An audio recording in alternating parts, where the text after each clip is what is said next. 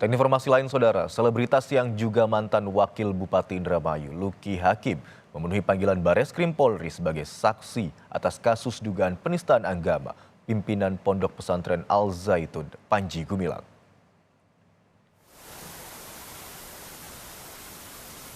Dalam pemeriksaannya, Luki Hakim menjelaskan kedatangannya ke Pondok Pesantren Al Zaitun pada 29 Juli 2022 lalu yang kagum akan kemegahan bangunan dengan pajak bumi dan bangunan serta pembayaran listrik Pondok Pesantren Al Zaitun yang bernilai besar.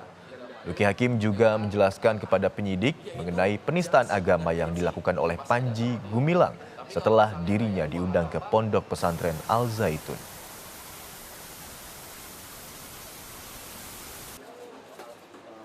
Ada beberapa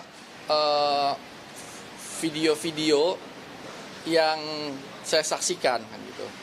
Lalu ditanyalah pendapat saya kan gitu. Ya pendapat saya berpendapat berdasarkan pengetahuan saya, kapasitas keilmuan saya, dan saya tidak bisa juga memberikan penghakiman benar atau salah, tapi berdasarkan pengetahuan saya itu adalah satu hal yang berbeda.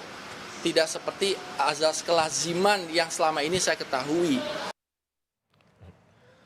Sementara saat ini Kejaksaan Agung telah menerima surat pemberitahuan dimulainya penyidikan atau SPDP pada 11 Juli lalu atas kasus dugaan penodaan agama oleh pemimpin Pondok Pesantren Al Zaitun Panji Gumilang.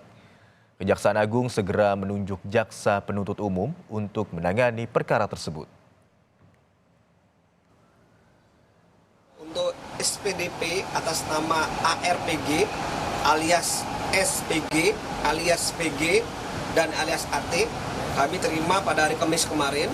Ya, ini sekaligus SPDP penentuan tersangka kepada yang bersangkutan. Makanya ada alias tadi ya, ada alias, ada ARPG alias SPG alias PG dan alias AT sebagai terlapor di sini.